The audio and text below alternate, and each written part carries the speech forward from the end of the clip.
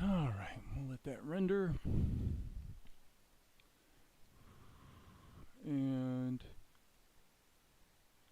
momentarily, oh hey Ross. So momentarily we will get back to a little bit of a recap of where we're at. I guess we could look at that now if we're gonna jump over to Vegas.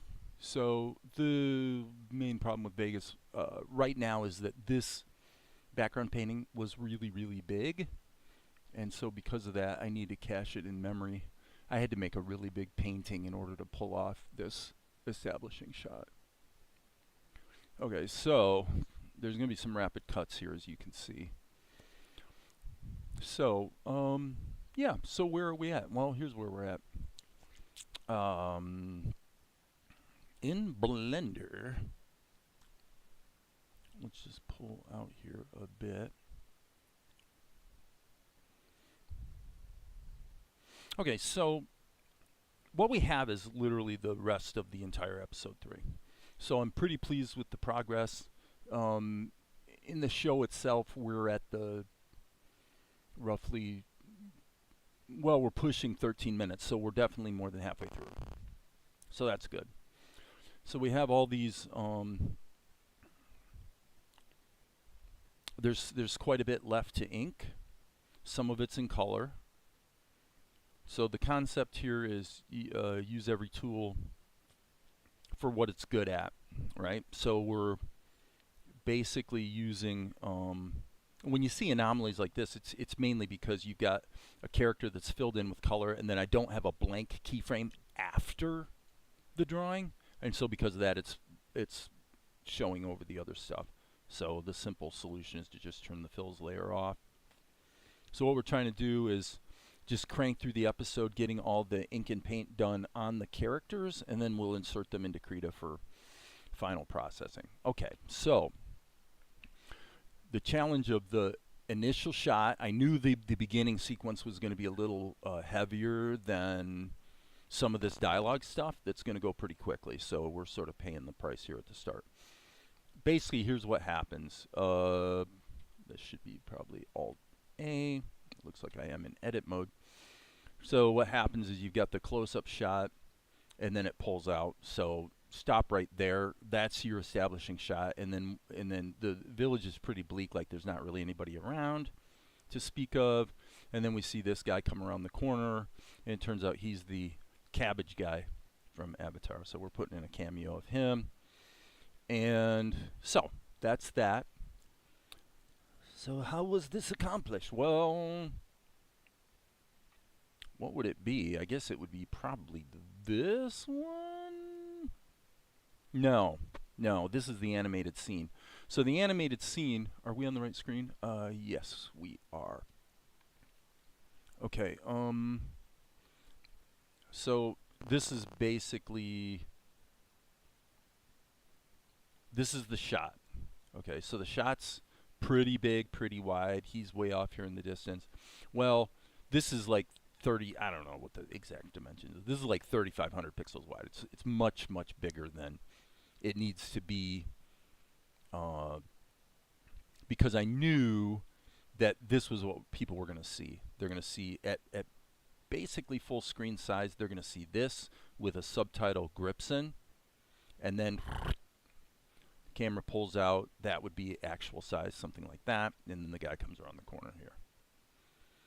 And then we'll cut to the other stuff. So it's a bit of a kludge because we are occluding the fact that there are many people converging on this village, but yet there's not too many people there now.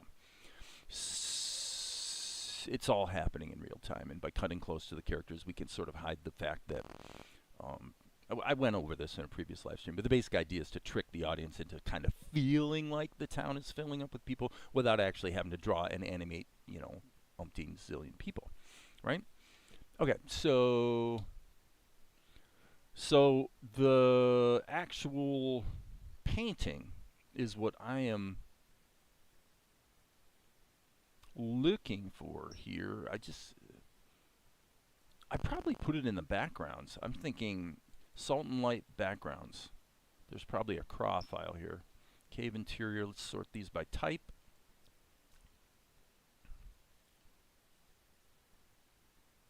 Grips and establishing shot. Okay, so just in case anyone wondered, what does this all consist of? It's a hairy mess. It's a hairy mess, my friends. So you've got a sky, and you got some clouds, and you got the sun coming up, and you got the village, and you got some foreground, and you got the sign, and on it goes. So yeah, this was pretty involved, and this is where, as I've said in other videos, you know, let Krita do what Krita does well, and painting backgrounds is definitely on that list. So, where does that put us today? Mainly, well, first of all, let's go back and pop this up on the screen and see how the establishing shot is working. You can't see this, but I'm going to insert a generated media, which is going to be legacy text. Okay. So just in case someone wonders how this all is going to actually happen, where's my editor? Ah, no. I'm looking for the editor for the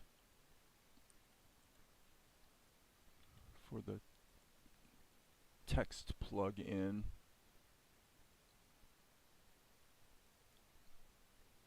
And I'm wondering if it's popping up on the other screen. Oh. God, this is kind of funny. I haven't actually edited a title in Vegas in like forever. And so I'm like, how do I edit the text? Always liked, all in all, I liked Vegas 7 better than Vegas 12. So bear with me for half a second. See what happened right there?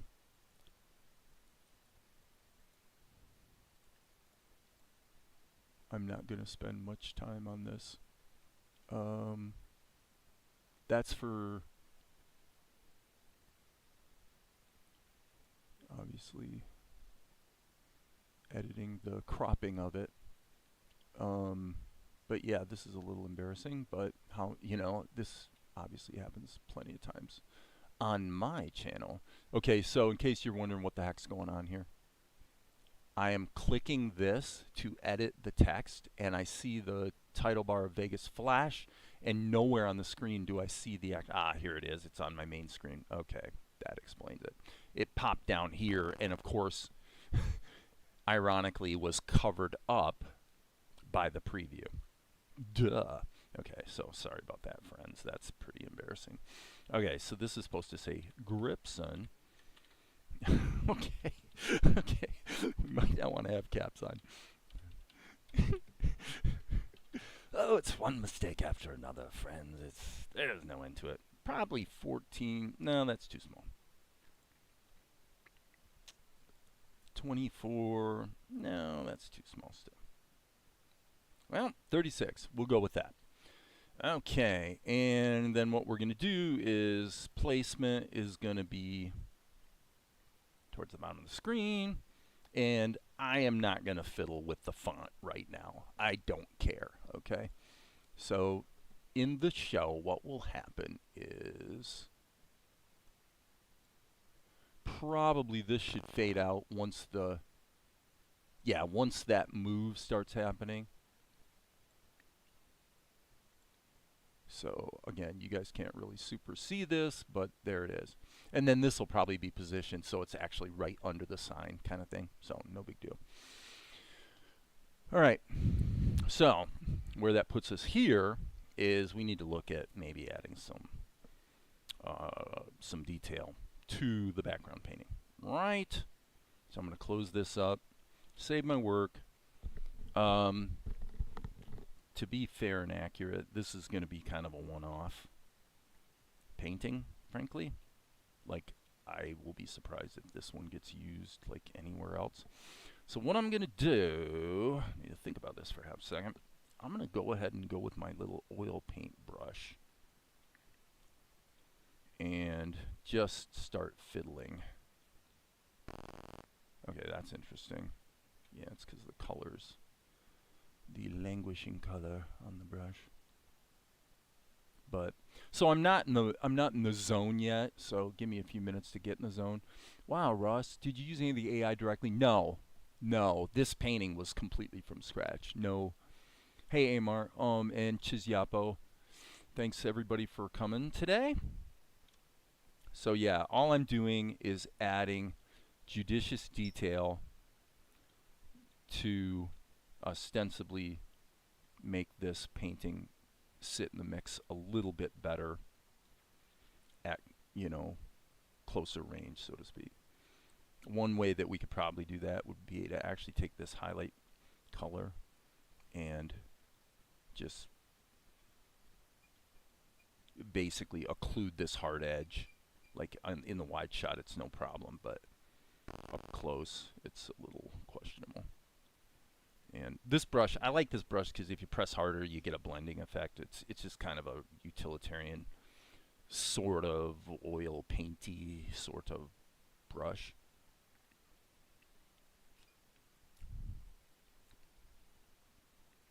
So, like I said, I want to state emphatically, I'm not in the zone.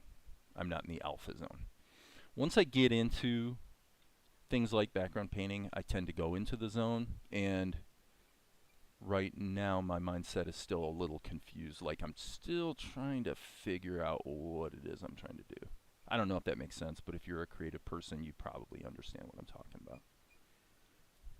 Because I just started live streaming, and now I'm just diving into painting, and frankly, you know, this is something that I don't particularly consider myself to be all that great at, right? Background painting. Don't consider myself an expert by any stretch of the imagination, friends. Not at all. And for those who are of a British persuasion, that might include Ross, since he's from New Zealand. Sorry for my butchering the accents. I don't know why I do that. Like, it's a coping mechanism or something. I don't know. I've always done it though.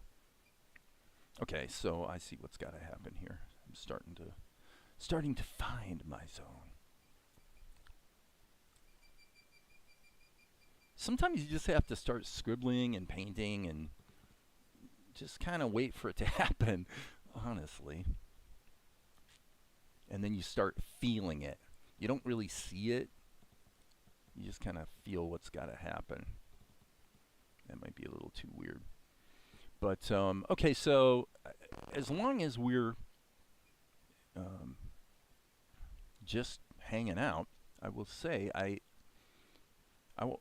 listen to, I kind of watch, but mainly listen to a podcast with Michael Levin. I think his name's pronounced Levin, something like that. Great researcher. He's doing some really good science right now. And what he's working on in his lab, you can look him up. His last name is spelled, let me put it up here. I'm pretty sure, I believe it's Levin like that. Is that right? Let me double check that.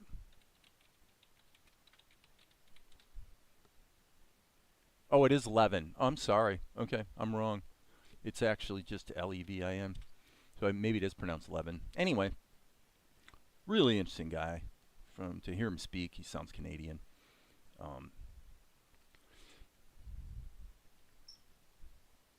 I shared a childhood memory I had to render out. I have about 4 or 5 more of those created, which are horror related. Is that the thing you posted on the Discord today? I think you posted something on the Discord. I haven't looked at it yet because I'm kind of already working, you know, or whatever. But I believe it was in the works in progress. Yeah. I still have to check that out.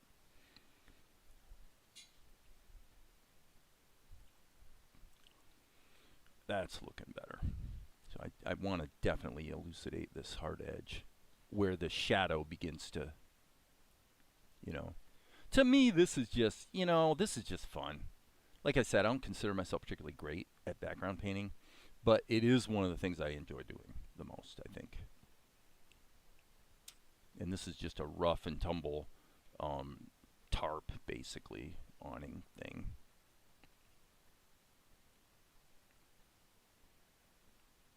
So one of the things he's doing is he's looking at The question, the broad question would be, okay, so let me put it this way. This is really interesting to me because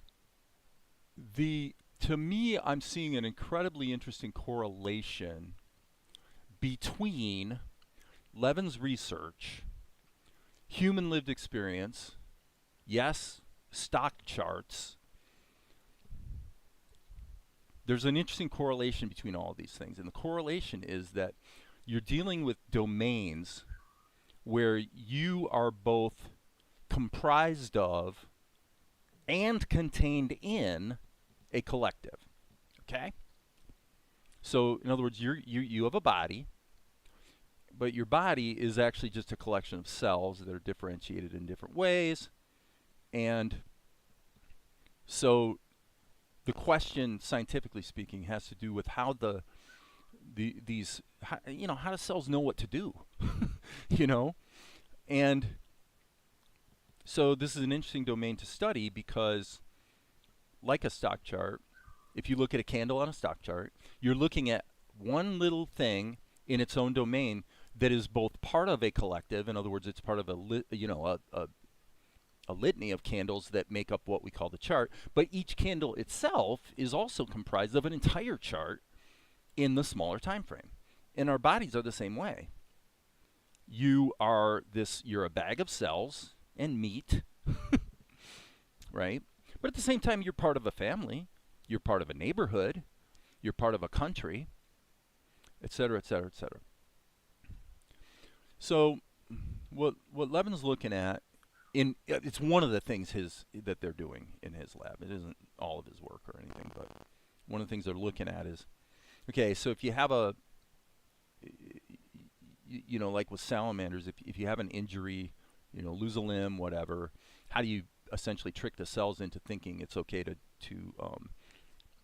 try to regenerate the limb versus, if you think about it commonsensically, there's another argument to be made here, which is if, for example, your foot got chopped off, well, if you keep walking around on the stump, it's probably going to get infected, and your odds of dying are greater by not having that quickly covered with scar tissue, right? So the question becomes, well, why? How do our bodies decide that? And the thing I thought was interesting in light of thinking about human lived experience is that essentially those cells have to look at their operating climate and kind of make a decision. And the decision is, are we safe to try? Are we safe to try regenerating this limb? So I'm not getting into all the science of how they use, basic various hormonal cocktails and bioelectricity to stimulate the state, but it doesn't appear to be an ongoing thing. In other words, the thing that Levin finds really interesting about this is you don't have to micromanage it. If you have, and they're working with mice at this point, and obviously if you want regeneration, you're looking at salamanders and other, probably amphibians, right? The interesting thing is, if the cells, if the collective finds that they are in an environment that has the right characteristics in terms of bioelectricity and hormones, then they make the decision, okay, it's probably safe to go ahead and try regenerating this limb. And it may take months, actually, certainly with a mammal, or even longer. But it appears that what's required is just the initial conditions that say you're safe to try, as opposed to hedging your bets and just forming scar tissue to essentially just get the zone protected as quickly as possible. So now that's interesting to me because it makes you look at sociological questions like, why do some people are like down on billionaires, obviously, and people that seem to be born with a silver spoon, and partly for good reason, right? But yet you go and you read Malcolm Gladwell's books, books like Outliers, which I talked about a couple weeks ago. The question becomes, why do some people succeed and some people fail? Okay? And can you trick it? right? Can you trick the system into thinking it's okay, or likely that you're going to achieve your goal? Might be creating an animated cartoon like me, you know. Could be something else. Doesn't matter what it is. And this observable phenomenon in the, you know, at the cellular level is kind of interesting in the way he described it, because essentially that is the question. Do you feel safe to try? Okay, Amar had a comment there.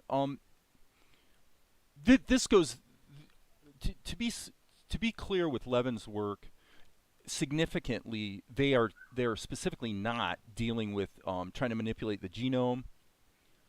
We can do that, but interestingly, they're trying not to. What they're really doing is they're saying, what's the initial condition or trigger that need to be that allows the collective, the cell collective, to make the decision that it's safe to try regenerating. And of course, it still could fail. That's an important thing to remember. It still could backfire, right? But if you want to understand that this domain, then you have to go back to Robert Becker's work in the 1980s, actually. What Becker was doing, and this is a bit of a side road, but you know what Becker was doing was he was working basically with salamanders, you know, and amphibians, and what he was able to determine is that if electricity, in other words, microcurrent, very, very, very, very, very low ampere voltage. And that's actually probably the wrong terminology. I mean, because it's not voltage, it's actually amperes, and voltage is something different. But you can have fairly high voltage and fairly low amperes, and back and forth in the other. And somebody who knows more about electricity could speak more intelligently about it. Point being that what he found was that if you sever the limb of the salamander and then you apply this extremely low amperage current to the what is it called, like the blastema, it's the region in which you have cells that in a perfect regeneration environment, what they do is the cells that are present in the area revert back to stem cells. So, okay, so they actually revert, and then they redifferentiate in the right direction to form the types of cells that are needed in that region. So it's a very intelligent-ish looking procedure. So I will guarantee you, Levin is very familiar with Becker's work. Becker did some really good stuff back in the 80s in this particular area of inquiry. But the thing that jumped out at me was the correlation between human lived experience, to say that if you're a young person here and you're looking at, this is why I'm always ranting about jumping from pillar to post looking for the tutorial. There's nothing wrong with looking at tutorials, right? You want to educate yourself, for sure. But if the reason that you're looking and jumping from pillar to post is that you think there's going to be some magic bullet that's going to all of a sudden make it easy, you're totally kidding yourself. And I relate all of this to a key tenet of my own personal philosophy, which has to do with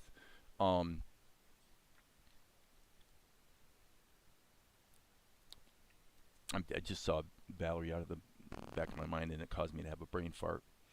And I'm also thinking about adding the complementary color here to punch up the shadow areas. Little tip for you: if you want to punch up your shadow areas, don't let it be monochromatic. Go across the dial to the complementary color and work that into your shadows, and it will tend to make things pop. So the $1 million tip of the day as far as digital painting would be that. I mean, you can totally see how it starts to pop a bit if you work a little bit of the complementary color into it. So where was I before I so rudely interrupted myself? You as an individual are engaging in this same calculus at all times. right? You have a goal, you have a desire, you have a preference of how you'd like your life to go. And now the question, what's the difference between you and Elon Musk? Well, Elon Musk, maybe we shouldn't pick on Elon because he's so much in the news right now, but pick anybody that seemed to live a charmed life or seems to have done something great or whatever, however you want to say it. I'm pretty sure, and I bet Malcolm Gladwell would agree with me on this, is that the people who happen to have really good results in life have a critical advantage. And the critical advantage is that in the back of their mind, in their own subconscious, because of the way they were raised or whatever, they fundamentally feel safe to try. Does that make sense? They're not overly hedging and overly fussing the way you might, because they've had the advantage of conditioning that tells them basically in life you're safe. Basically you're safe. And so then what happens is the secondary element of success takes over, is more likely to come into play for them. And what is that factor? Tenacity. Like if you don't have that advantage, then the minute things start to go sideways or whatever, you might panic, you'll retreat from your plan, and these are all perfectly natural, understandable directions people go in. And it's because fundamentally you don't actually feel safe in this endeavor. You're pretty sure the shoe's going to drop any minute. This is going to go sideways. It won't work out for me. Yada, yada, yada, yada. And it ties in with Gladwell and, frankly, Becker and Levin and all this psycho-emotional crap. Ties in with that because the question then becomes, circle back to Levin. Okay. The thing that's quite fascinating is that these cells do seem to be able to detect a safety condition, okay? So the individual cells have no idea what a finger is, if they're going to regenerate a finger. They don't know what a finger is. They just want to do what cells do, which is reproduce and divide and, whatever their particular role is. So this is a very interesting part of this, because you realize that if this is true, if the individual entity within the collective doesn't actually have any way at all to understand the agenda of the collective, and yet, and this is where Levin's research is just absolutely cutting edge, is that it does appear, even down to the molecular level, that there is some type of intelligence that allows the items in a collective to have some sense of, they do their role essentially in ignorance, and yet they're able to achieve the goal of the collective without ever actually really understanding it. And this all, of course, bleeds into all kinds of things about the role of religion and God and all this stuff, and that's typically where people go. But you got to remember, the reason we go to religion is because there's simply stuff we do not understand yet, right? So we're trying to explain to ourselves our lived experience, our reality. So then the question, of course, becomes, can we, if we're well, there's a couple things. Number one is, if you're truly ignorant of the context in which you're operating, ignorance is bliss. Let's say I feel safe to try. I'm going to try to create an animated cartoon, okay, or whatever, right? It's important to notice that I have no guarantee at all that this is going to work out. Okay? You can play the odds. You can, do your calculus and figure, I probably have a reasonably good shot here. The person with the appropriate upbringing and all the rest is more likely to say that, probably, right? But it's interesting that, in other words, the key to the goal, like using the animated cartoon as an example, it's important to notice that when I started working on this show, I had no guarantee that it would ever sell or anything. And I think that's so important to notice because we have to remember that there are no guarantees. You have to take the risk, and it's almost like the universe says, "Okay." I've talked about this before. The universe is saying, "Oh, you think this is what you want to do? Oh, okay, all right, pal, go for it. Let's see." And then the question sort of becomes, "Let's see how quickly we can get you to give up." Is the way it feels, right? Everything goes wrong right away, and usually that is what happens. And so the important thing about that is that it's totally normal. So when you engage in this endeavor that is important to you for whatever reason, and the very first thing that happens is things start going wrong and the universe seems to be almost opposing you and all this sort of thing, you must understand that that is normal. That's exactly what's supposed to happen, apparently. It does seem that there is a sorting out. And the sorting out doesn't have to do with your socioeconomic status. It doesn't have to do with your gender.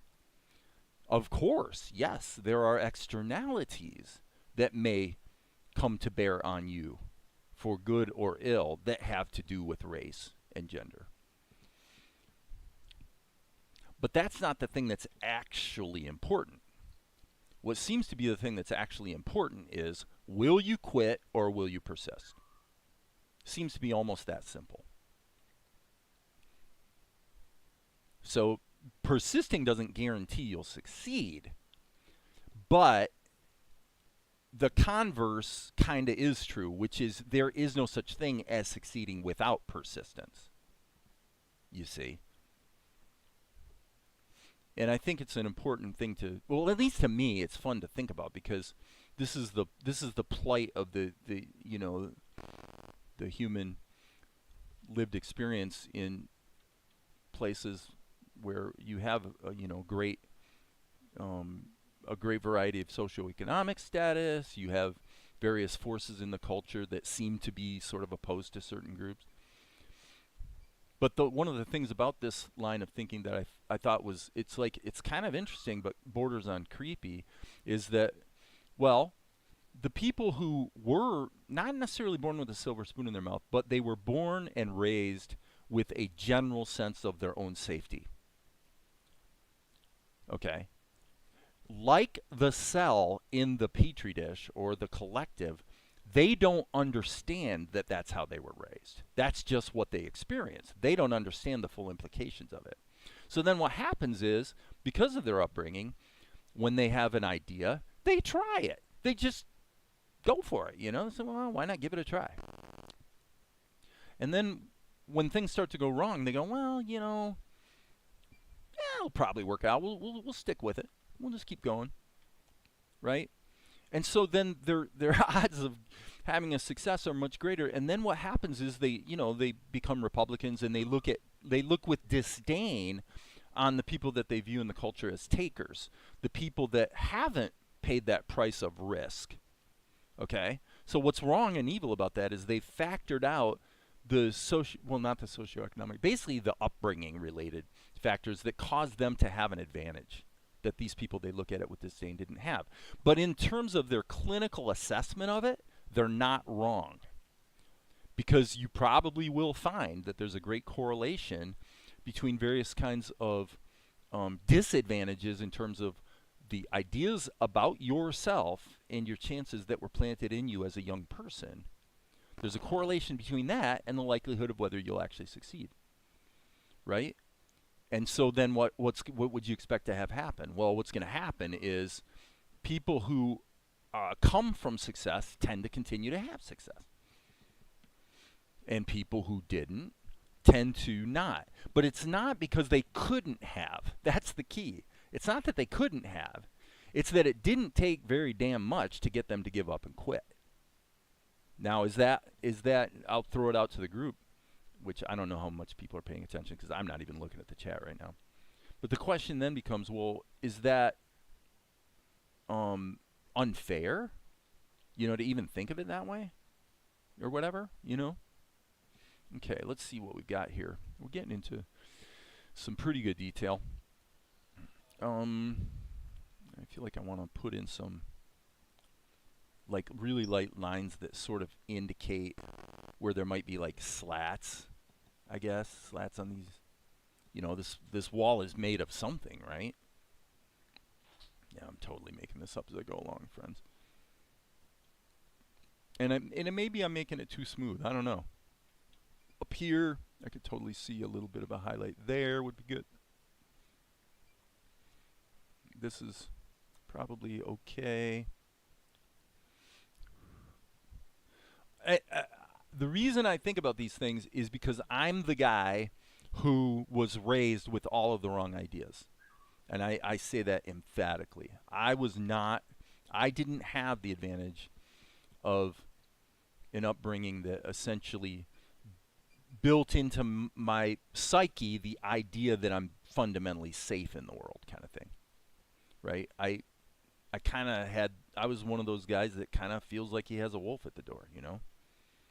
And I've always thought that was kind of weird because when I look back on it in practice, I really didn't. There really wasn't much of a wolf at the door. We weren't rich or anything. We were basically, the words, like it would not be unusual to hear the words, well, we can't afford that. But it wasn't like a problem. I mean, you didn't really think about it. It just meant that whatever you wanted right now, you couldn't necessarily have.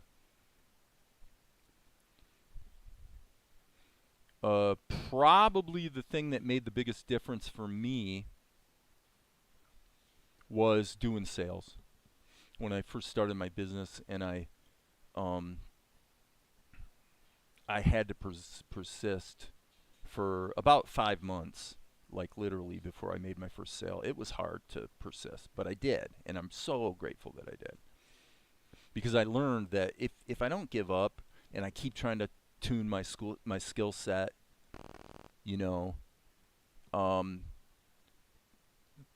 this probably can work out for me, whatever it is at the time,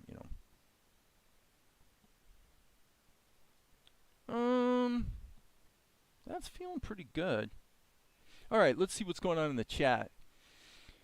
I responded to your message and added an image for commentary. Background painting. Hey, Amar, 156 responded to your message.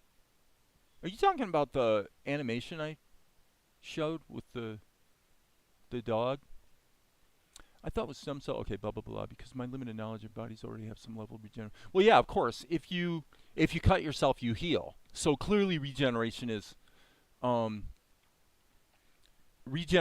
absolutely a thing, and it's just that it's more sophisticated, or maybe you could argue that it just keeps trying, with amphibians. Okay, Val just chimed in and said it's all environmental. How do you mean that, babe?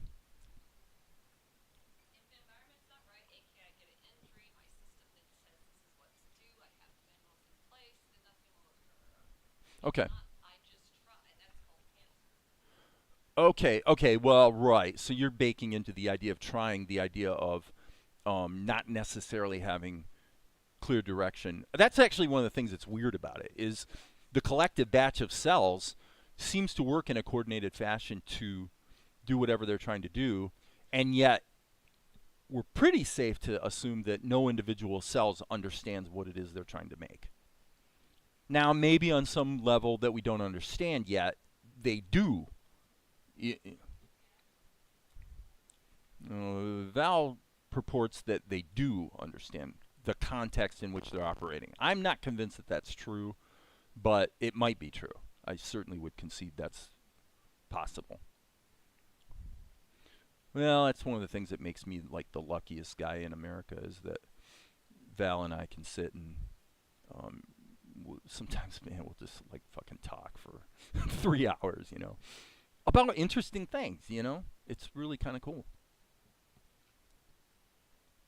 And I'm always pondering how the things we're learning, in the scientific realm or whatever, come to bear on my lived experience as a person. To me, that's like really interesting. What is it that trips me up? Why do I struggle with XYZ? That type of thing.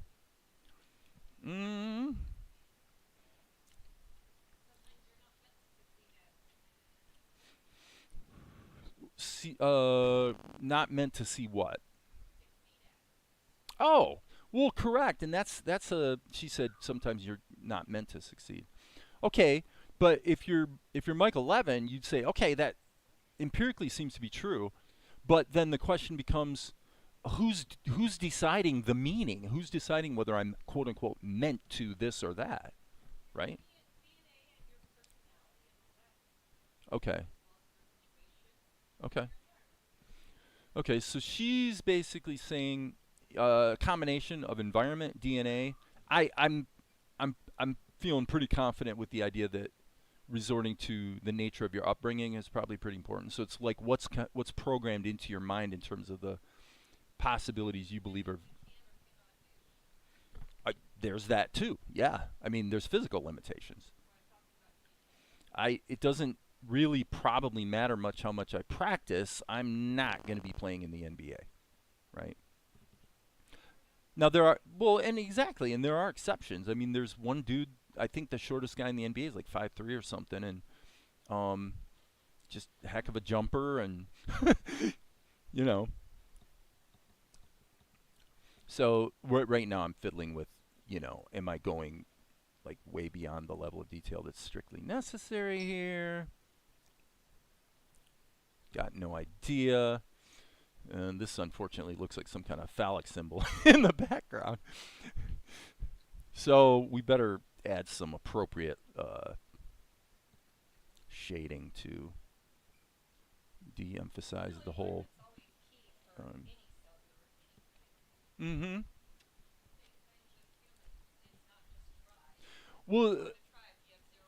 Well, and to the degree that the science has sort of revealed some, usable results, that seems to be exactly the case. The the one of the interesting things Levin said, and now I'm talking both to the live stream and to Valerie, is that the the one of the key findings is that to get this differentiation regeneration process to occur, no micromanagement needed. Once there's a trigger condition that tells the cells, essentially, as I said, you're safe to try, then you can just go have lunch or disappear for 2 weeks and come back, and yeah, they seem to just know what to do, even though, as I say, individually, no individual cell would seem to be able to know. Mm, you might be right. She's basically favoring the argument that, well, no, it's all baked into our genes. I actually think that's probably not true, but I don't have any proof of that. It's all.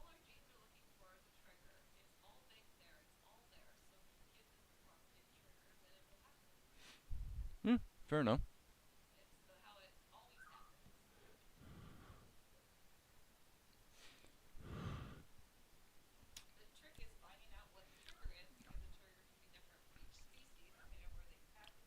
I'm gonna actually make this a smokestack.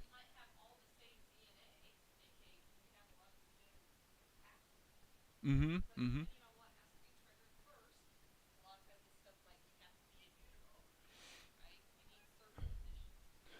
Right. Well, that's a very interesting point too, and it's why this another reason why these ideas are interesting is because you get this constellation of factors. Like and Hal Becker uncovered that back in the 80s is timing matters a lot.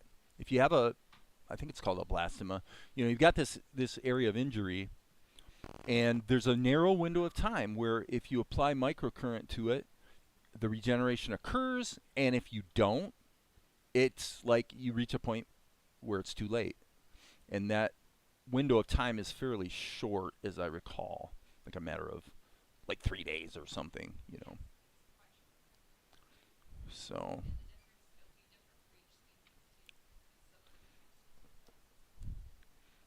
if I wanted a martini, would I have to get up and make it myself? Or is that something you feel like you'd want to do for me? Would you? Yeah, I just put enough of the juice to just cover the bottom of the glass, and then one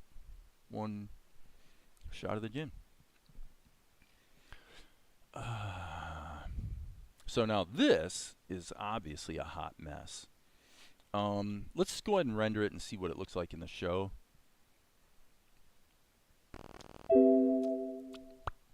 Okay, so my family grew up skint. I'm still skint. I assume that means poor. Um, Muggsy Bogues, and he was a speedy guard. Spud Webb. Spud Webb. I remember that guy. Yeah. Trying to break the pattern with my son. Okay. Yeah, and there's a million ways to break the pattern. You know, there's no one way, and the important thing is, I mean, this is the role that parents have to play. Actually, it's hugely important. It's like with you guys. I'll use my son as an example. You know, in his college career, I mean, first of all, he got 2 years in and switched schools, right? Which potentially means you're going to lose some credits and you got to retake some classes and blah blah blah. So my basic message to him was this: you want to every conceivable path you can think of to deal with financing your education, because you know you're kind of changing your mind as you go, and that's okay. We want to encourage that, right? Thanks, babe. I appreciate it. So the message was you got to do everything you can think of. You know, your Pell Grants and you know every pathway, but just know, you know, if you're really in a pickle, let me know and I'll have your back, but I'm not gonna make it easy for you. And that wasn't because I necessarily see a great value in making it hard. It was just that this is an unfolding process. We don't know how big the bill is gonna be, and you know, and it's good to push yourself a bit, right? So let me see. I'm gonna turn this thing off for now, so I can see better what I'm doing.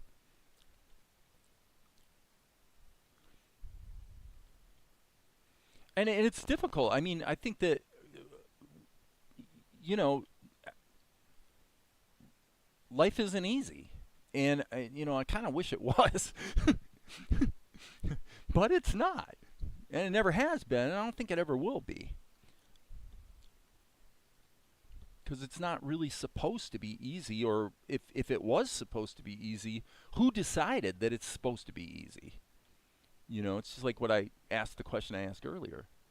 If you're not meant to, you know, fill in the blank, whatever it is you think you're meant to do, well, who's deciding what you're meant to do?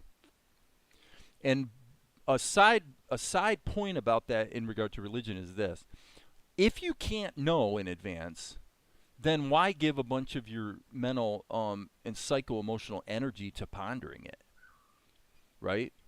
So that's why I'm kind of much more down on religion than I used to be. Not because it's not necessarily true or right, which any given tradition or belief might actually turn out to be correct. It's not that. It's that in practice it doesn't help me.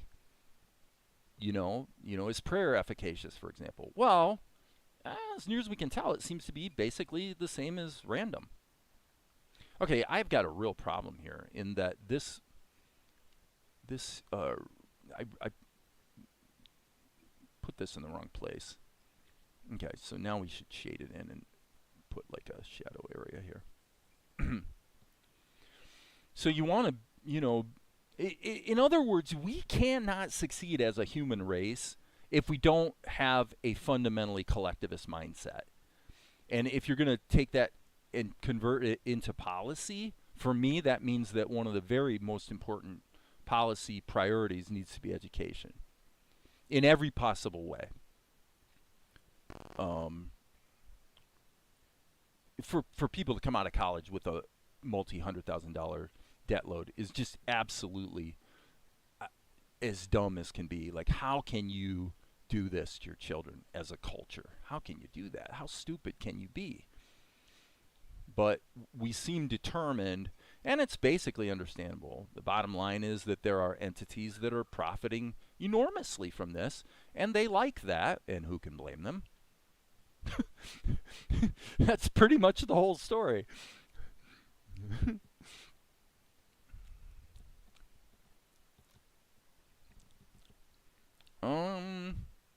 So, okay, so I'm spinning off in different directions here, but so the contrast with that view would be the basic problem we have with the poor and charity. Okay, so this is a controversial topic because it risks impugning people because of circumstances beyond their control. That's what we don't want to do. Okay? So what would the expression of that be?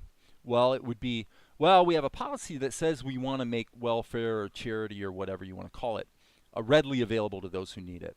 But no, we don't want to do that, because if we did it, all the scammers would come out of the woodwork and game the system, and all these people that are getting the benefit wouldn't really deserve the benefit. And so because of that, we generally erroneously, frankly, predict what the result will be.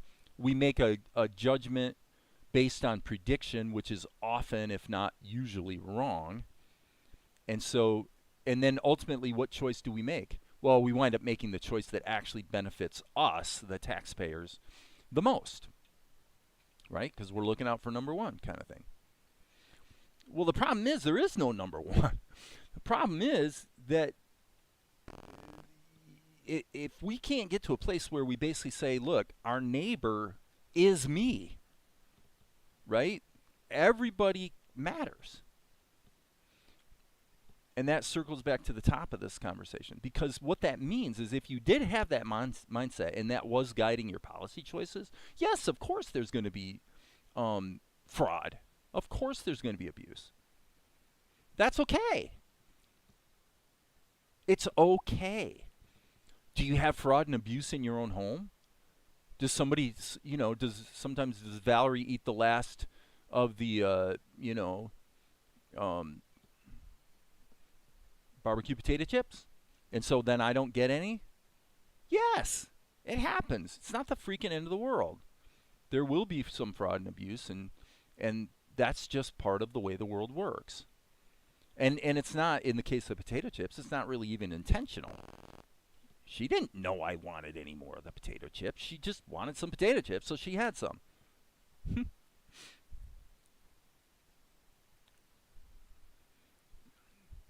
All right, I'm going to go ahead and put a little awning thing on this just because it's fun to do, basically. This is, I'm just in background painting mode, and I'm just kind of having fun with it. So, all right, I'm going to look at the, no, it doesn't look like there's anything going on in the chat. There's a few other things that could be fixed here. For example, this probably should be widened a bit. This one, kind of the same thing. It doesn't look very... now there's some kind of rock or bag of something here in the doorway. So we'll let that hold sway, be what it's going to be. So I'm just kind of smoothing these out. Obviously this is going to be picking up the morning sun more kind of thing. So okay, so why would you have, one might ask, why would you have two like doorways here that are completely different sizes? That's a great question. I agree with that. I'm going to say, I'm going to change this to make these more uniform. Just because I can. Close enough. All right. I'm going to put the guy back in, render it, and just kind of see how the flow of the show is going. Save our work.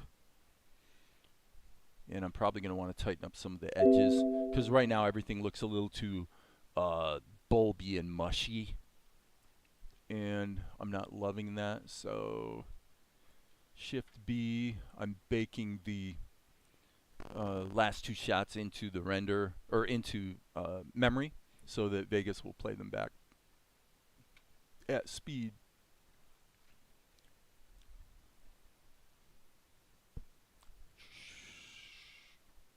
Not bad. Now this doesn't go on the screen very long. It's going to go brrr, bam.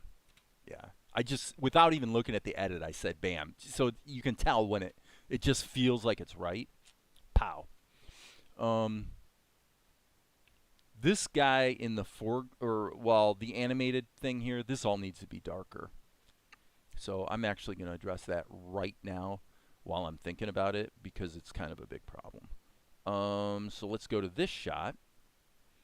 And I believe this is, yeah, what we want to do is take this guy, and probably the best way to do it would be Just grab all these keys right here, hit the M key. I want to make it darker and see what I get. Yeah, that's probably better. Just do that. Let's do multi-frame. Okay. So now this can be rendered. Hey, that's not cool. That is not cool. It looks like Krita lost my render settings, which I haven't seen that happen since Krita 4. That's very uncool because I know I put this in. Oh well. Krita, Krita, Krita, always with your silly stuff. This is 9A, and this should be 03-90-A. I know that sounds almost insane. Boop. All right, so we'll give that a second to render, and then we'll take a look at Vegas and see what we've got. See what we've got, friends.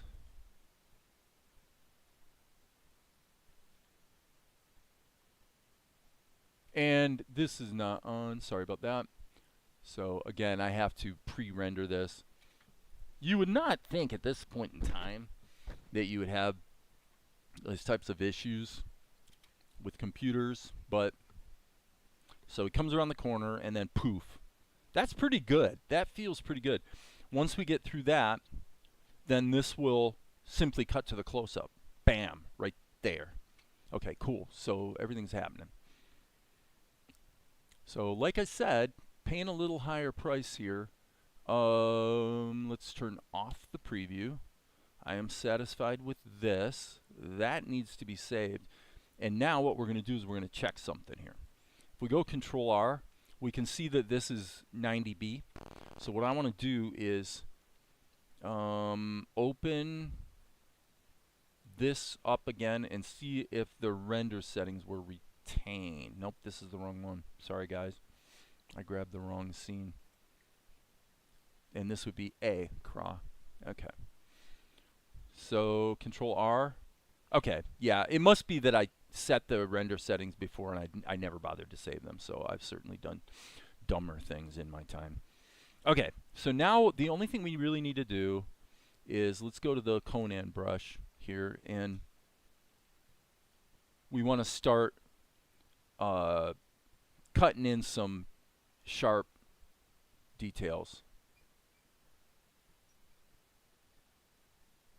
Just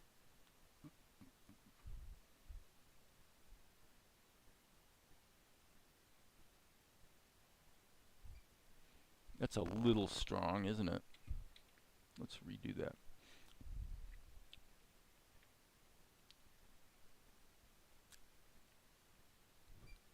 This is where I might be flopping a bit. Actually, I think I like that better.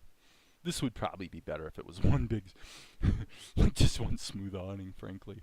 Let's do that. What the heck? I'm feeling frisky. Let's just do it this way. We'll put a little bit of an edge there. This will pick up some, yeah, that's better. Let's pick up some shadow, right? Like that. And then now we can go back to Conan and just give a little hint.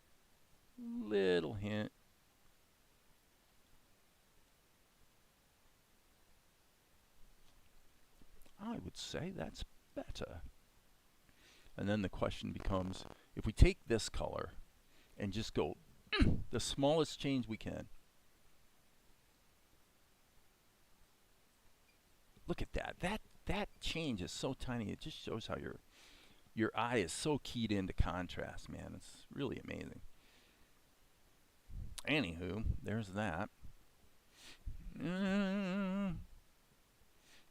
Okay. Let's go with this. Just a little bit lighter.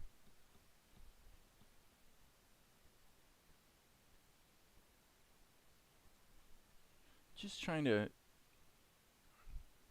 make these edges a little more crisp. I'm being a little bit bold with that one just because it would be catching the glint of the sun pretty strongly, I should think.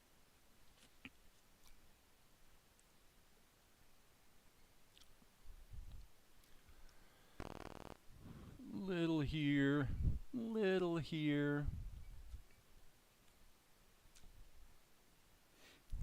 Probably, I think we're, well, okay, the ground. I forgot about the ground.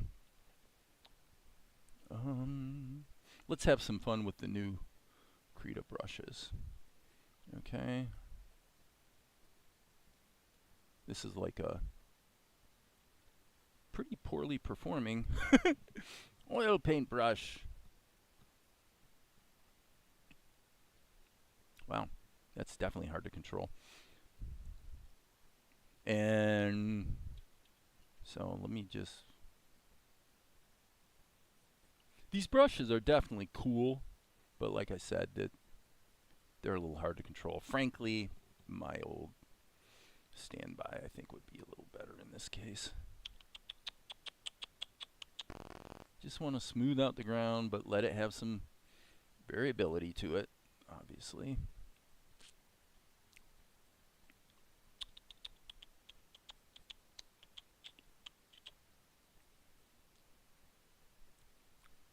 So if anybody out there is like really good at background painting and you're cringing at what I'm doing here, it's like, God, that looks so bad, Dave. Yeah, I know. I kind of suck. I kind of suck. But I usually sort of find a way to make it kind of work.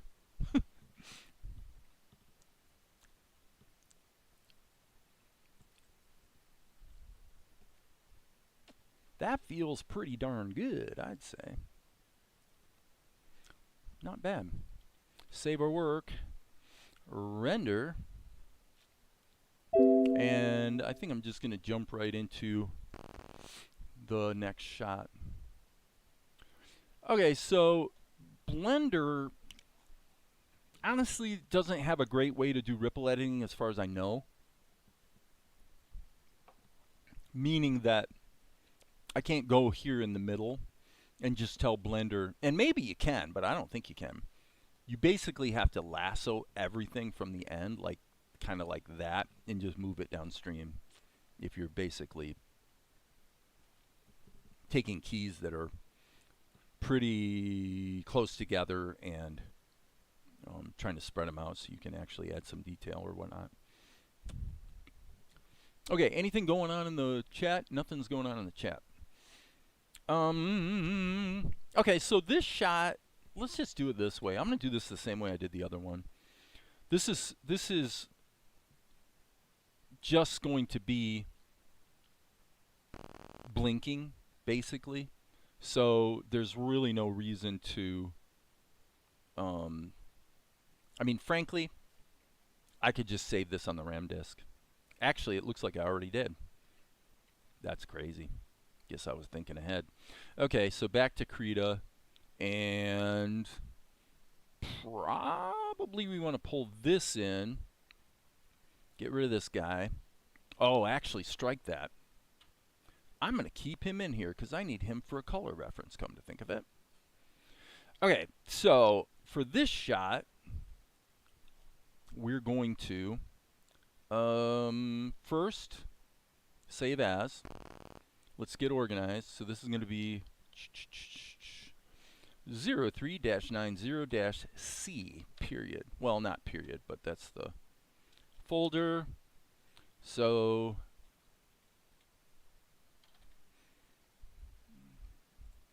okay, and then this one's going to have, this will be, of course, C. This will be, of course, C. And I guess we could go ahead and let it render. It doesn't matter. It's going to all get overwritten here shortly anyway. And so then what we want to do is take the image from the RAM disk. I tell you, the RAM disk, I've been using this RAM disk kind of a lot. Yep, there we go. So we'll take the background out. We'll take this group. Probably we should take off the shadows and stuff. Yep, we just want the colors. So let's flatten this layer, or merge the group, I should say. Let's merge the group. Take the A key, size this up, just move it out of the way, and in fact, let's just flip it, just so we can get him more out of the way. I just needed the reference for the color. So we're going to get this guy colored, and then put in the eye blink, and maybe a little movement with liquefy, something like that. So this is going to be the character, but it's basically the ink lines. This is going to be color. CLR. All right, let's be quick about it. Fill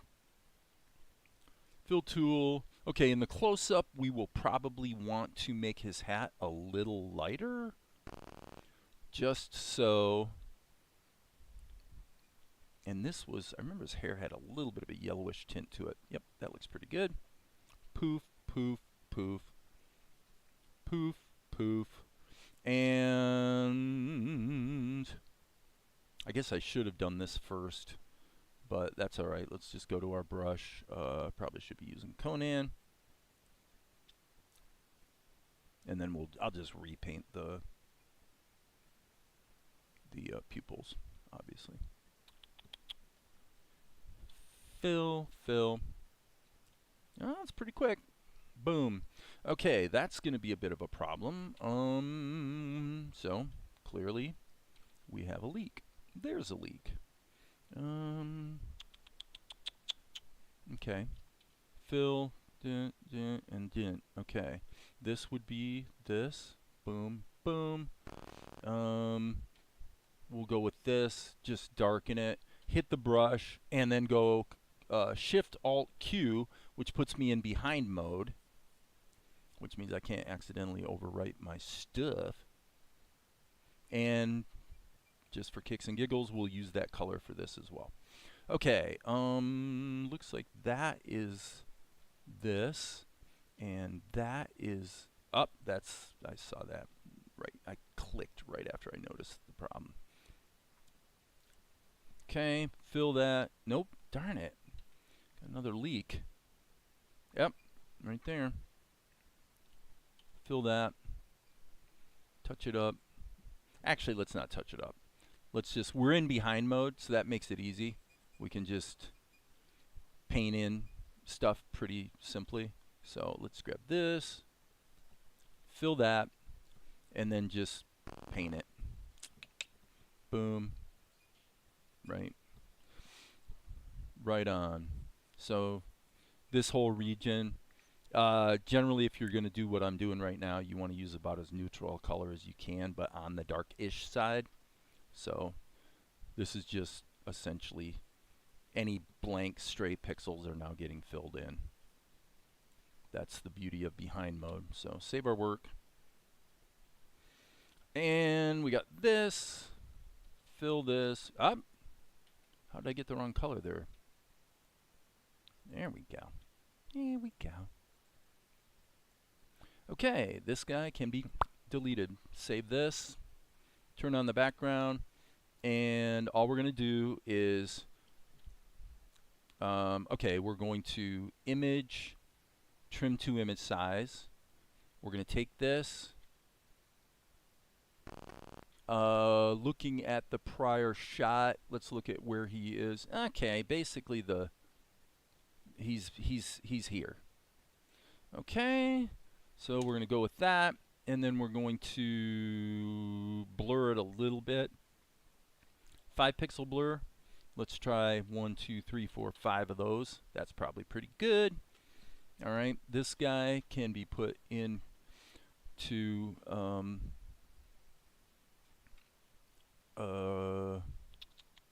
sorry, I'm thinking about something here. Got to get these pinned to the timeline. Okay. This color, I said I was going to lighten it. Actually, I think what I'll do, let's do it this way. Let's add a highlight layer that is alpha locked, and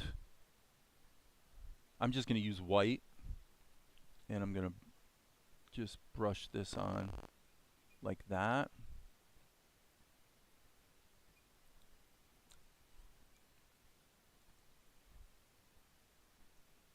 Yeah, just to basically allow the had to pop a little more. Now, I don't like this is too close to this as far as I can tell. So I'm going to try overlay, see how that plays. That's pretty good.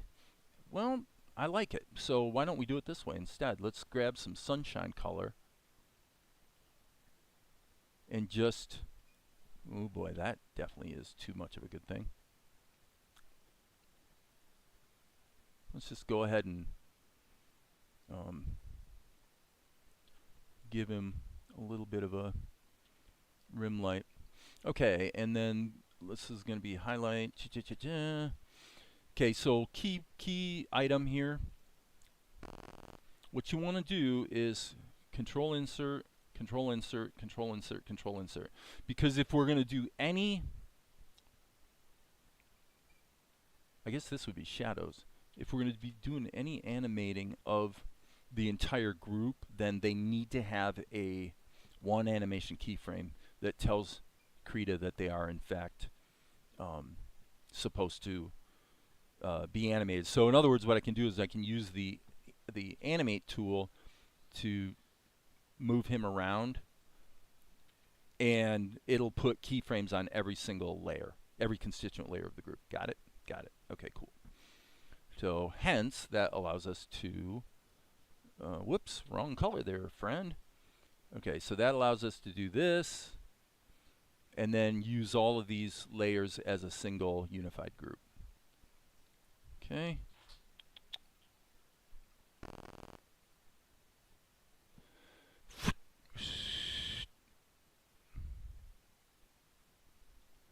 Okay. Group. All right. Probably we would want to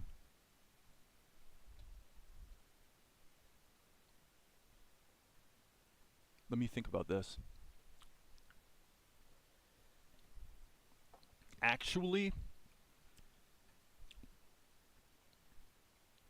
all right.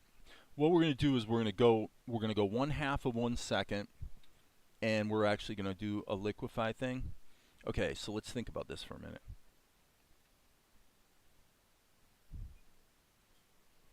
Okay, 1.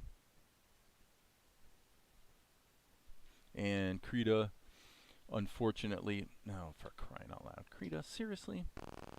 Krita doesn't like to remember the setting, so I have to keep resetting it.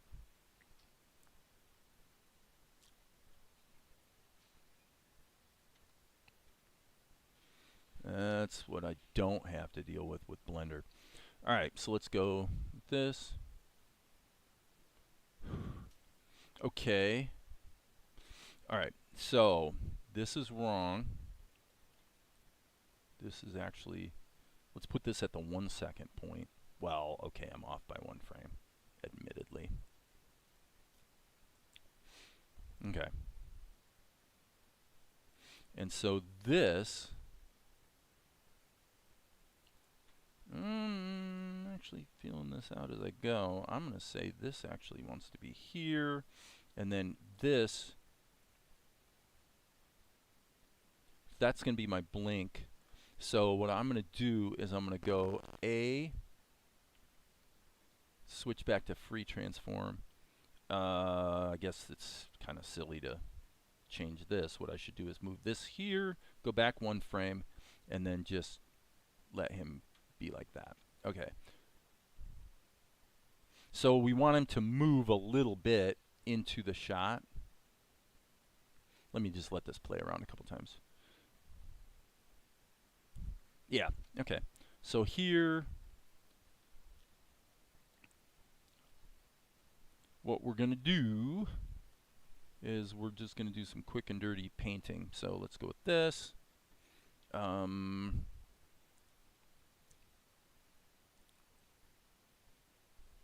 Hold it. What's going on? Something's, that should be normal mode, of course. Erase mode. Yep, there we go.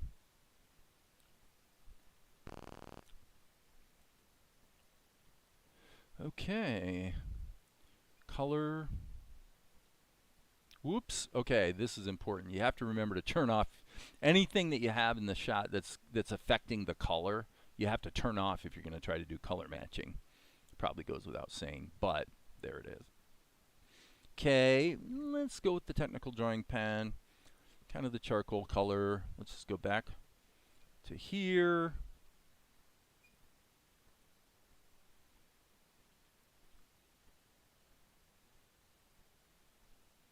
You see how I did that? I just marked the points and then connected them. Okay, so yes, this is in the color layer. This particular case, definitely doing it the hard way in that, yeah, I didn't quite plan ahead as well as I should have. Now I'm going to sample the correct color. But no big deal. Okay. And here, I'll actually do it correctly and put this in the ink layer. Hello? Why is that that size? Okay, I got to switch away from it and back to it. There we go. All right, so again, kind of the charcoal color. And there's where his eyes are. Boom. Boom. Boom. Time is it? 2:58. Wow, I cannot believe it is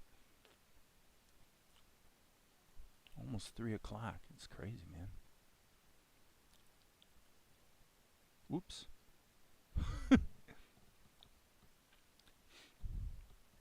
You fool. All right.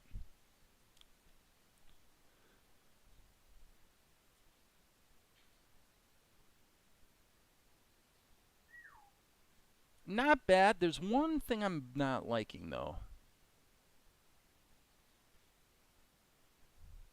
This, why is this even here? I'm going to hit Control-Shift-X and get rid of it. Yeah, and then what I figured I would do,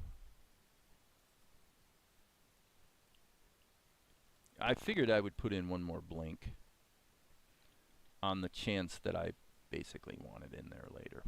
So I'm going to go ahead and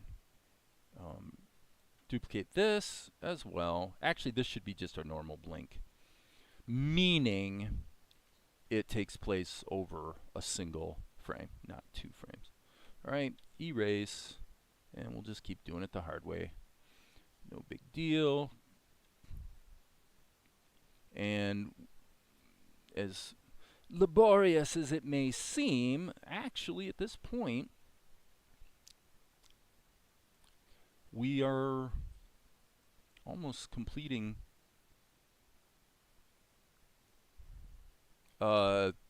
frankly somewhere between 2 and 3 shots today already. Okay, so let's render this guy. Boom, pop it into the show, see what we got. What time is it?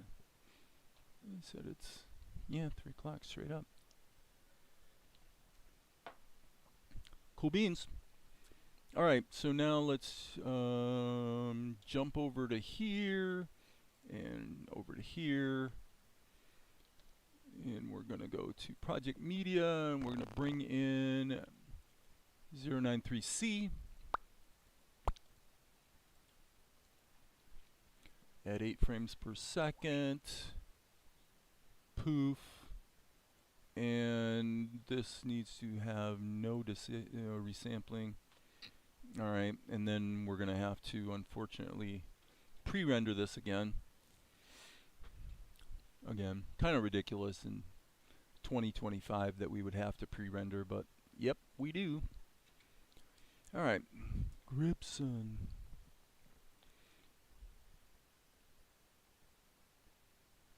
I love it. I actually love it. I succeeded. The timing of this is a little winky. This really demands probably more easing. How do we? I don't think we can. Well, okay. Fast, slow, smooth, sharp, or hold. I'm gonna say let's go with slow and see what happens. Ah, perfect. Oh my gosh. Yes, friends, I can't believe it. I didn't even know if we could do easing in Vegas. I've been using Vegas for 15 years and I've never once used easing on a keyframe. Isn't that crazy? But yeah, that's gorgeous. That's what we wanted. That's exactly what we wanted. Isn't that beautiful? Guys, come on. That's good stuff. Okay, so we've accomplished almost 10 seconds of show anyway. And we've gotten through what we knew was going to be the laborious process of dealing with the establishing shot. Now we have the painting that goes in this shot. Obviously, that's the wide shot we started with. So, let me think about this.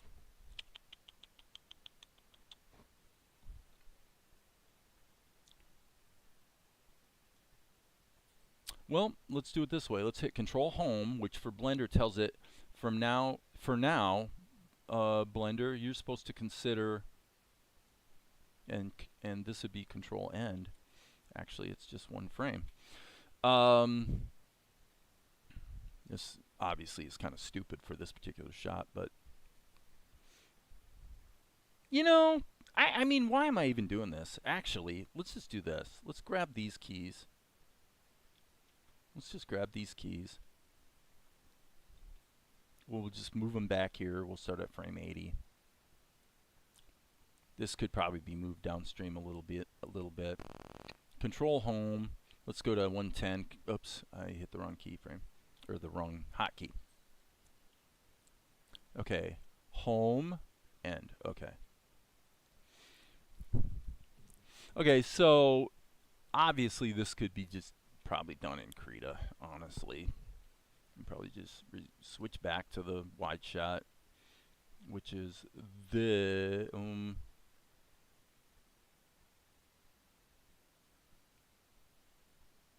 well, this is the big version. Wait a minute, I want to check something here. Oh, foo. I want to look at this one. Okay, I see. That's the one I touched up. Okay. Well, let's go with this. All right, so here we have this. And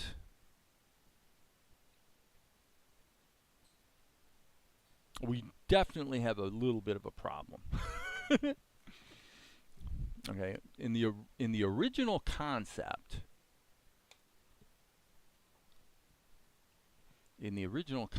we had these rocks in the foreground that these guys kind of move into.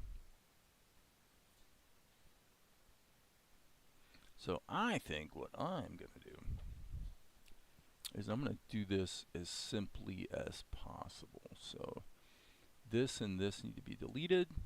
This needs to be saved as new folder 03-90-D.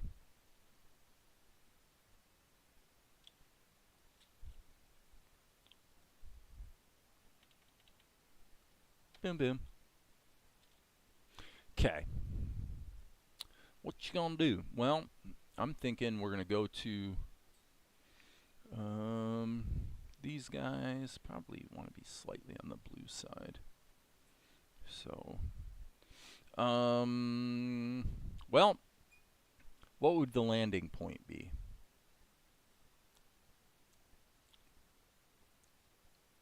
Okay. Okay, so soldier number 1. Let's just duplicate this layer because we love to cheat. And we will just modify this a little bit.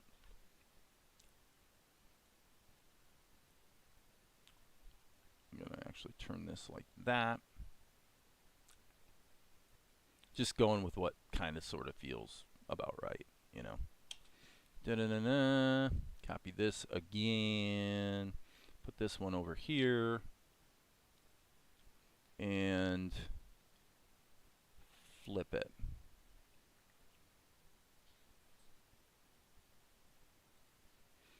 Okay. All right. So, what are we going to do?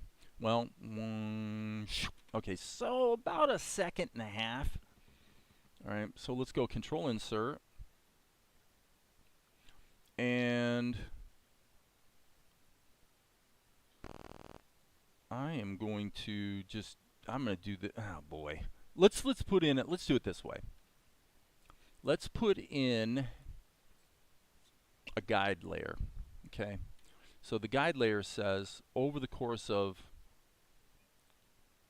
how many frames?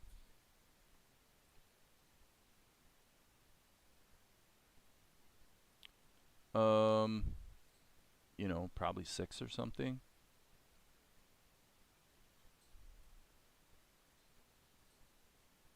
I know this looks a little strange.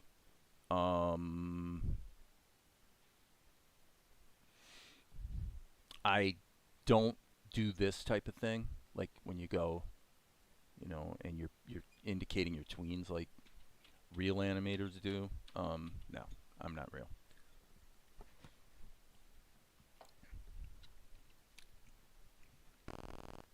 Okay.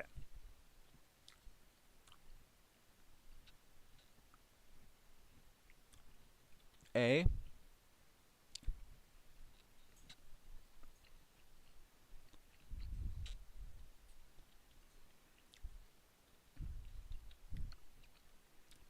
Okay. What did I do? I guess I manually turned these off, didn't I?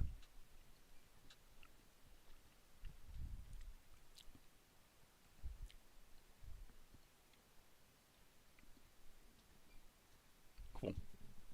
Okay, so which one is this? That's this guy. Okay, so he's going to be, I'm just working backwards here. So I'm going to go like that. Then make him slightly bigger. Like that. I don't know how well this is going to work. Seriously. I have no clue.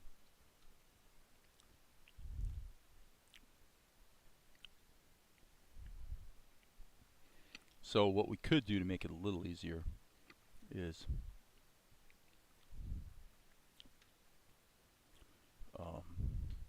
just copy the last keyframe. So in other words, control, drag, go back here, back this way.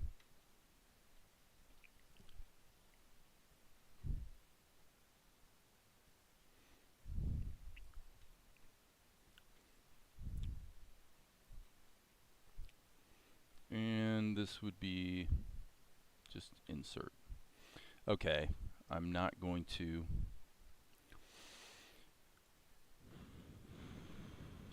bet on this being gorgeous, but let's find out.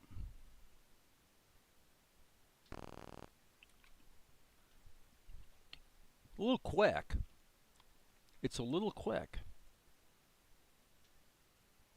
But it looks great. Okay. This guy ends a little later, so that's probably a good thing. Boom, boom. Okay, so now he's going to meander in, so I'm going to deal with this guy first. All right. So let's go back one. And make it a little bigger. And let's go back one. Boom.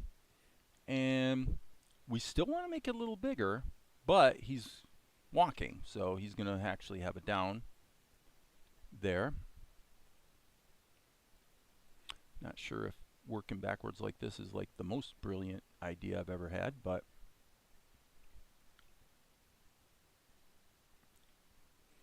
okay.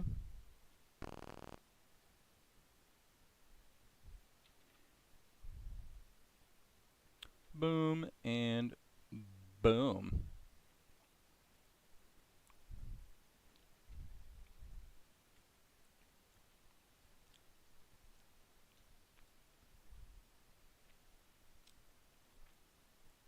Whoopsie.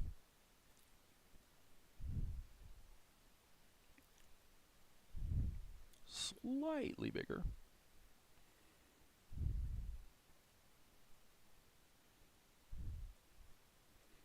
You wouldn't think this would work I'm going to go off script here just a little bit, just because I can. Boom, and insert. All right, so let's just see what we have. Oh my gosh, it looks incredible, actually. Okay, so now this guy, I'm going to say this guy.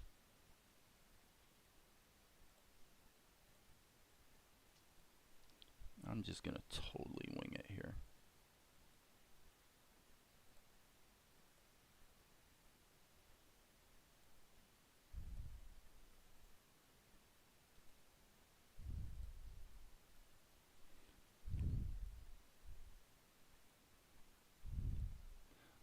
Boom. Okay. Get rid of the guide layer. Look at the render settings. Render's got to be D. Guys, can you believe this? I think we just got the 4th shot done. Boom. We'll let it render. Pop it into the show. See what we got. All right. Boom. Boom. I told you this workflow with Blender was going to turn out to be a win, and my goodness, it's been so much more fun doing all this. Where, you know, Blender's kind of the main tool and Krita's sort of the second fiddle. It's been just it's night and day. It's been fun and creative, and you know, you get the idea. All right, so I will go ahead and Shift B. Bake this in. But yeah, the idea of getting an episode done in a month is still probably ridiculous, but getting an episode done in 2 months is increasingly looking like it actually might be completely viable. Here it comes.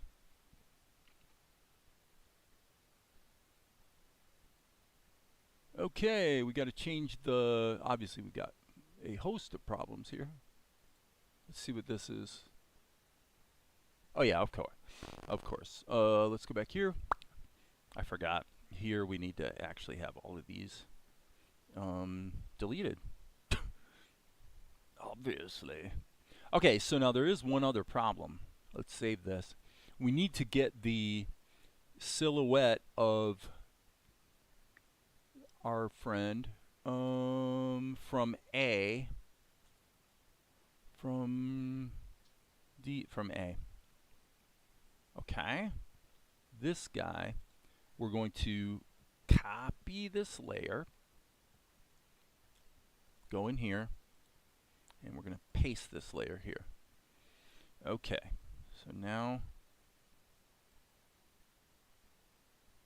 what are you talking about? I mean, I get that. Oh, there he is. Okay. So this needs to basically be brought back to here. These are unnecessary. This guy does need a shadow. So should we do it the simple way? 14%. Let's just go ahead and try. Why not? Okay, stop everything. Stop. How the hell did that just happen? How is it that I just set the opacity of my brush to 13, 14% and then it immediately switched back? I must have done something to change the apparent context. And we're unfortunately once again in potential rant mode. Potential rant mode because Krita, of course, did whatever's the stupidest, whatever would be the dumbest thing you could have the software do, that's what Krita's going to do almost every time. Just saying. Okay, so this is fine. There we go. We're good. Save this. Render this. And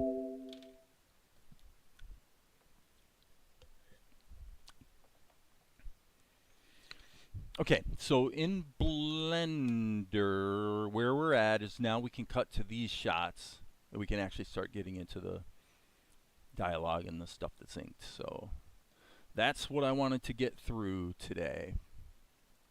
All right, so I'm gonna actually put. I'm gonna pre-render the whole thing actually, but first I'm gonna put this in good full mode. I know you guys can't see what's going on. I'm just pre-rendering this. Pre-render, my friends, pre-render.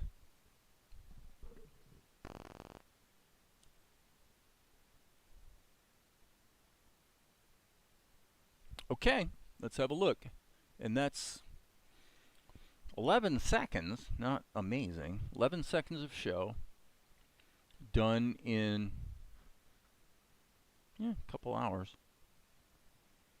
Okay, I think we're good. Now, would I like to maybe fix this, or there's some other anomalies I can see? Maybe. This is how the previous sequence ends. So it goes to black, and then boom. It's a Tarantino style opening.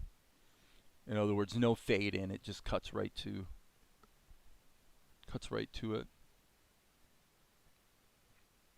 And I'm going to look at this one more time.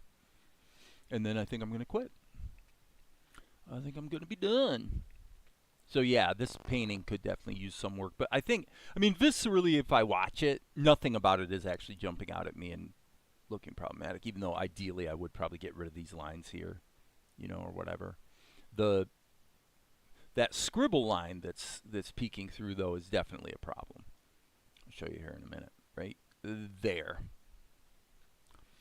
So, all right, let's fix it. So this shot is going to be, so let's go back to Krita.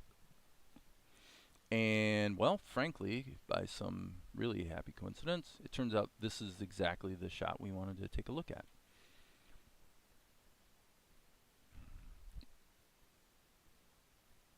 Yep. Yeah, it's just that at scale you can't see it, I mean, is the problem.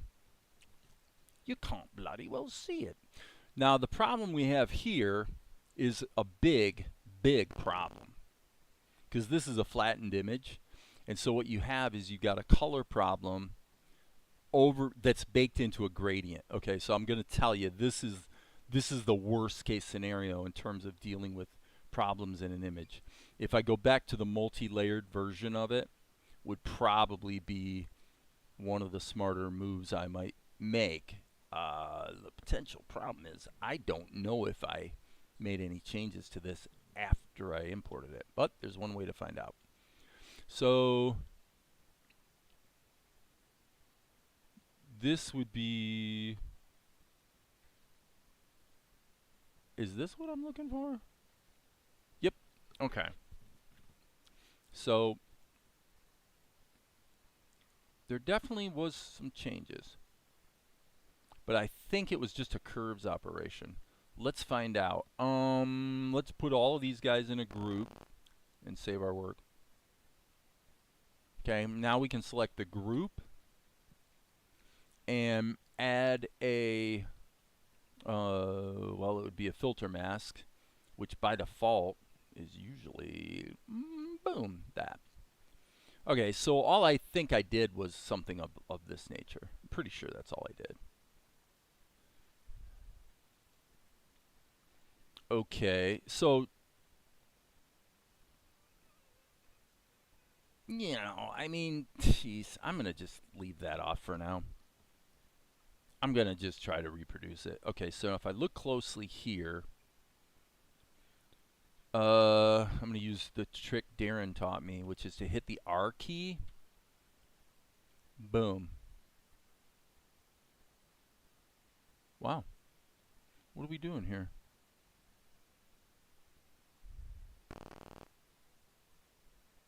Oh yeah, that's those sunbeams. Okay, I just have to keep cranking down until okay, there it is.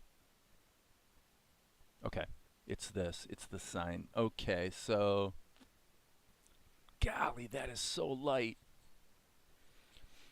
Wowzers. Okay, so here's the Conan brush. E.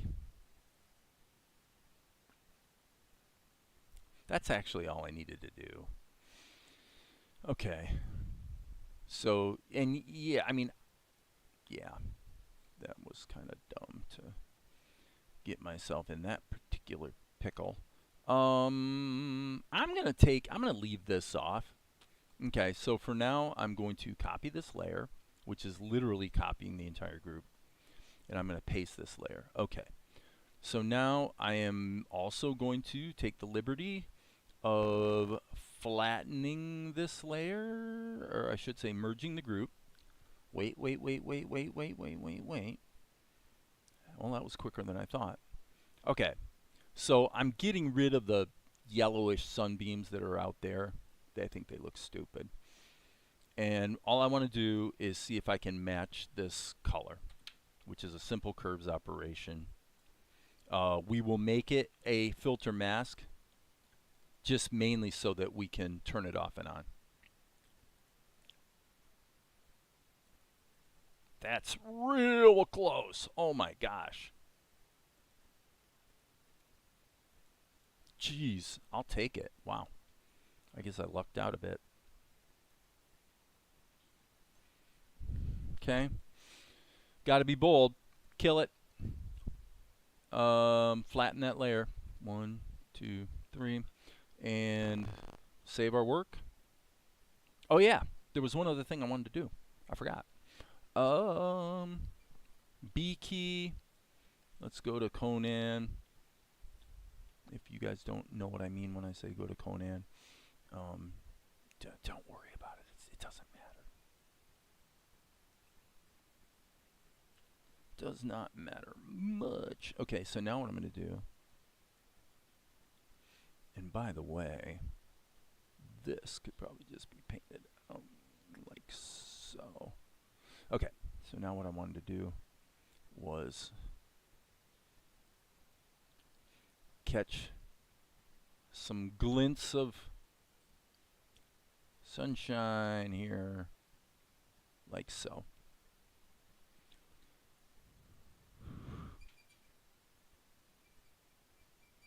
Remember, we are in a close-up on this sign right at the beginning of the shot, so we probably want to give a little attention to the details right here. Save that, render it, boom! Wait.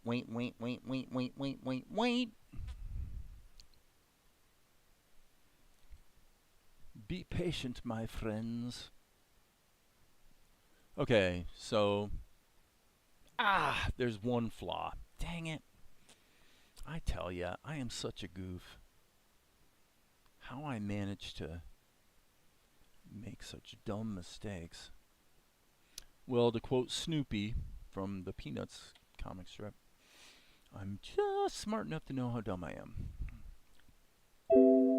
And yet, it circles back to the beginning of the discussion today on the Michael Levin work and all that. Circles back in the sense that it turns out it doesn't matter how smart you are. It truly does not much matter. Tenacity is way more important than talent. Way more, like 100%. 100 times, actually. More important than talent. Okay, Shift B. So this is playing slow. Well, it should play slow because I'm baking in the animation. Obviously, you could complain about this ground here. I'm going to let it go for the moment, though. Because I bloody well think I've done bloody good work here. Anything going on? Nothing's going on. We got 5 concurrent viewers, which thanks for everybody for hanging out. Okay, is there anything else we can do to improve things? Well, I just thought of something, actually. This, by the way, I said I'm getting rid of this unceremoniously, so gone forever. All right, the only other thing I wanted to do, just because it's more in keeping with kind of what I've been doing, this shot, why don't we, I'm just going to totally spitball on this one. I'm going to take a color like this with the airbrush. I'm just going to go like that, and I'm going to go across to the other side of the blah, blah, blah. put it in overlay mode, okay? I've just been doing this, and it just makes things pop a little more, like that. Just a little bit of overlay. Feels right about there. Yep. Well, let's render that. Boom. Is this C? This is C. And everything's basically looking pretty gorgeous, frankly. Let's see what we get. Whoops, we're not. And I don't want this to be full anymore. I'm going to switch this to half res. Well, that means that the caching is crashed. So hang on, let me rebake that.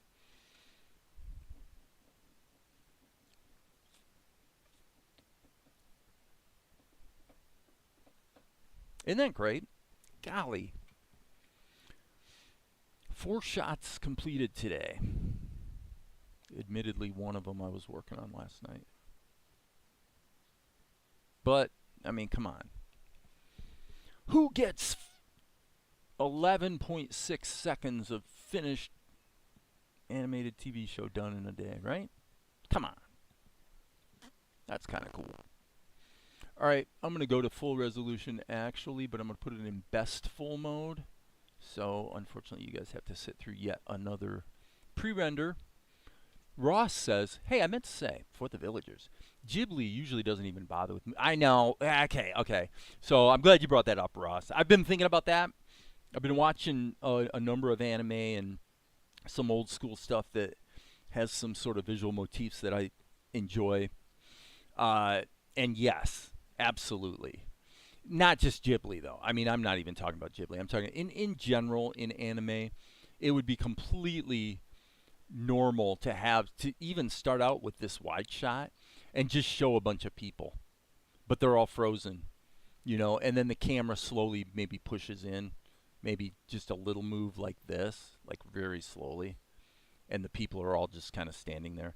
We could certainly populate this with people, and it would be fine. So I'm going to leave that for the moment, though, not necessarily, frankly, giving a rip about that.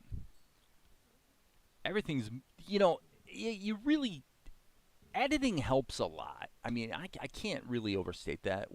As animators, of course, we're obsessed with animation, but the truth is, the guy that edits your show is going to make your show either good or bad, for the most part. Because there are little tricks you just learn. If you're like me and you've edited a dozen movies, that's not really true.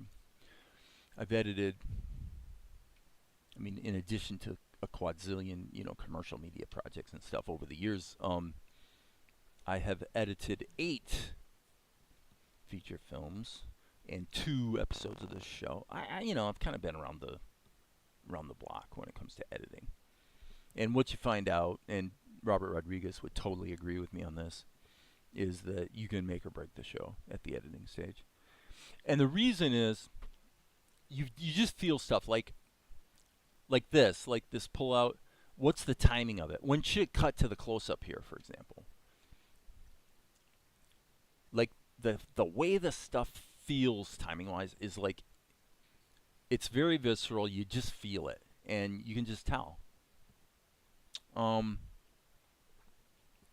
if you get it right, it can take a marginal show and really elevate it. Take it up a level. So I gotta say, I'm pretty satisfied. And the crazy thing is, the hard work's done now. From my perspective. Meaning, all this stuff's going to be easy. These backgrounds are cake. And the guys are already inked, and there's still more to do, but I'm more than halfway through.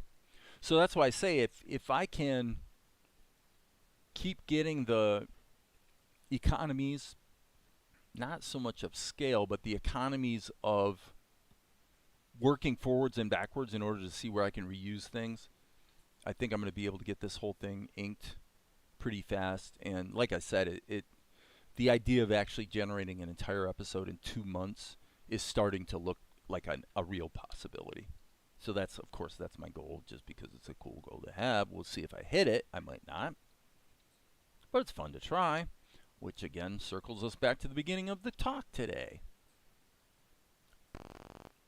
Feel safe to try. So yeah, it looks like through this whole region, I think I blew off inking it because I said, all right, if I get Melchizedek in there one time, then every single one of these other shots is done. I just have to change his facial expression a little bit. This, yeah, I mean, I ain't gonna lie. There's definitely some sequences through here where there is like this. You know, I love this little sequence where the guy's like, he's like, come on, move it. Go. Bam. Bam. Melchizedek's like, oh, geez. And now he's interacting with Tobias and Vespar.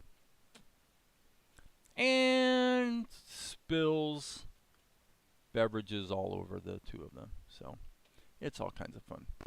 All right, so save that, and I am done for now. As you okay, except that crazy shit in The Boy and the Heron that had everybody moving. I haven't seen The Boy and the Heron. I've never seen that. Let me take a look and see if, I wonder where one can see it.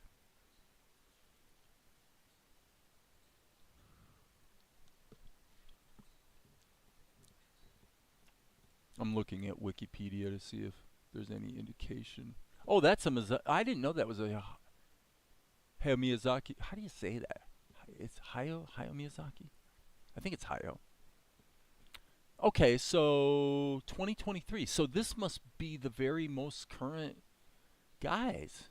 If you're into Miyazaki, looks like he's got something new-ish out.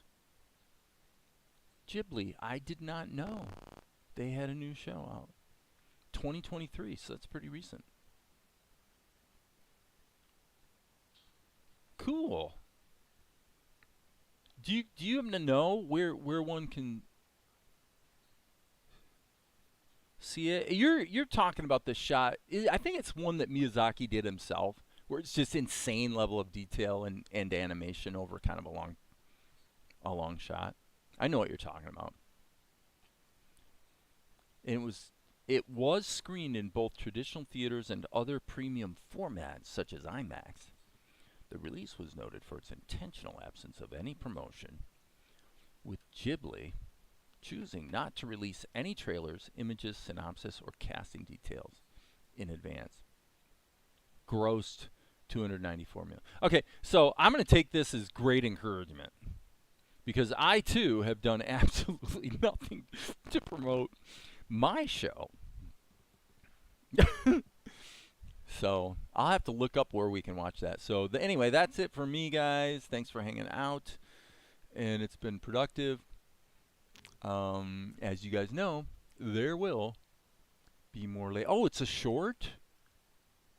Oh, it was a shot they had. Okay, yeah. I'm going to have to look it up and see if I can find where it can be watched. Do you know? Is it like Netflix or Amazon Prime?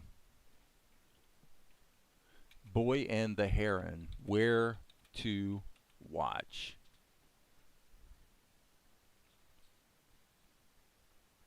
YouTube for $4.99. Looks at okay, Netflix. It's on Netflix. There you go. All right. Cheers to you too. You guys have a good day.